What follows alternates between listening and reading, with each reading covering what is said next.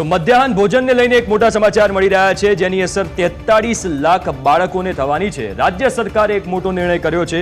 રાજ્ય સરકારે સ્કૂલમાં અપાતો નાસ્તો બંધ કરવાનો નિર્ણય કર્યો છે। 1 સપ્ટેમ્બરથી હવે શાળાઓમાં સવારનો નાસ્તો બંધ। હવે શાળાઓમાં માત્ર બપોરનું ભોજન જ આપવામાં આવશે। મધ્યાહન ભોજન હેઠળ બાળકોને બપોરનું ભોજન આપવામાં આવશે। અગાઉ સવારે નાસ્તો અને બપોરે ભોજન આપવામાં આવતું હતું। નાસ્તો અને જમવાની અલગ અલગ કેલરી હતી। હવે તેને મર્જ કરીને ભરપૂર કેલરી યુક્ત ખોરાક આપવાનો નિર્ણય કરવામાં આવ્યો છે। બાળકોના ભોજનમાં શાકભાજીનો ઇન્ટેક વધે તે માટે આ નિર્ણય કરાયો છે। બાળકો એક ટાઈમ પર સારું જમી શકે તે માટે આ નિર્ણય કરવામાં આવ્યો છે।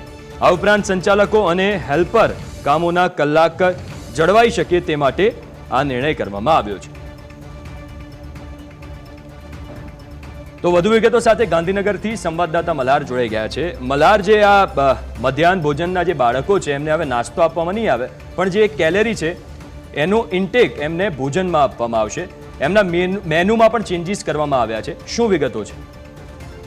હિમ નજર કરવા જઈએ તો રાજ્ય સરકારના શિક્ષણ વિભાગ દ્વારા જે છે તે મહત્વનો નિર્ણય જાહેર કરવામાં આવ્યો છે। રાજ્ય સરકારના શિક્ષણ વિભાગ હસ્તક સંભાળી રહેલા મધ્યાહન ભોજન દ્વારા જે છે તે આ નિર્ણય જાહેર કરવામાં આવ્યો છે કે બાળકોને જે સવારે પૌષ્ટિક આહાર આપવામાં આવતો હતો, એટલે કે જે નાસ્તો આપવામાં આવતો હતો, તે નાસ્તો હવે જે છે તે બંધ કરવામાં આવ્યો છે। એટલે કે 1 સપ્ટેમ્બરથી બાળકોને જે છે તે પૂરતા પ્રમાણમાં, એટલે કે પ્રોટીનયુક્ત આહાર સાથેનું જે છે તે ભોજન આપવાનો જે છે તે નિર્ણય કર્યો છે।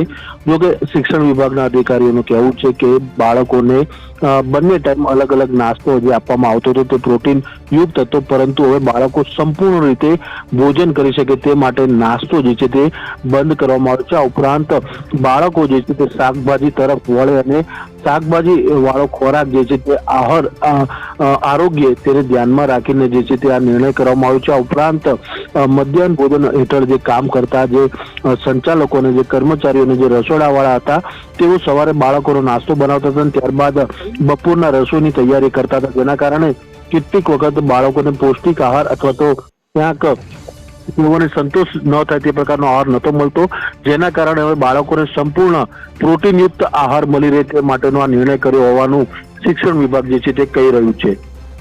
બિલકુલ, આભાર મલ્હાર વિગતો આપવા માટે। તો નાસ્તો બંધ કરીને એ જે પ્રોટીન છે એ પ્રોટીન એના જમવામાં એડ કરીને બાળકોને એ ભોજન આપવામાં આવશે। હવે આપણે એ પણ સમજી લઈએ કે જે સોમવાર મંગળવારનું જે મેનુ હોય છે બાળકોનું, સોમથી શનિ સુધીનું, એ મેનુ શું છે એનો લેટર આ તમે જોઈ શકો છો। અને આ લેટરમાં હું તમને જણાવું કે સોમવારે શું આપવામાં આવશે બાળકોને। તો સોમવારે વેજ પુલાવ પ્લસ દેશી આખા ચણાનું શાક આપવામાં આવશે। મંગળવારના મેનુની વાત કરીએ તો દાળ ઢોકળી અને લીલું શાક આપવામાં આવશે। બુધવારે બાળકોને ખીચડી શાક અથવા તો દાળ ભાત અને શાક આપવામાં આવશે। ગુરુવારની વાત કરીએ તો દાળ ઢોકળી, લીલું શાક, સુખડી જે યોજના અંતર્ગત છે, એટલે કે સુખડી યોજના જે ચાલે છે અંતર્ગત બાળકોને આ ભોજન આપવામાં આવશે। શુક્રવારની વાત કરીએ તો વેજીટેબલ મુઠિયા, આખા ચણાનું શાક અથવા થેપલા અને આખા ચણાનું શાક આપવામાં આવશે। એ શક્ય હશે તો જ એ પીરસવામાં આવશે। શનિવારની વાત કરીએ તો વેજ ખીચડી અથવા ખારી ભાત અને કઠોળ દાળ સહિતનો વેજ પુલાવ આપવામાં આવશે અથવા તો કઠોળની દાળ આપવામાં આવશે। તો સોમથી શનિમાં બાળકોનું આ મેનુ છે, જેમાં નાસ્તો બંધ કરવાનો ભલે નિર્ણય કર્યો હોય, પણ એ નાસ્તાનું જે કેલરી છે, પ્રોટીન છે, જેટલું પણ ઇન્ટેક એ નાસ્તામાં મળતું હતું એ ઇન્ટેક હવે બપોરના મધ્યાહન ભોજનમાં આપવામાં આવશે, એમાં એડ કરી દેવામાં આવ્યું છે। એટલે ઇવેન્ચ્યુઅલી બાળકોને આનો ફાયદો થવાનો છે।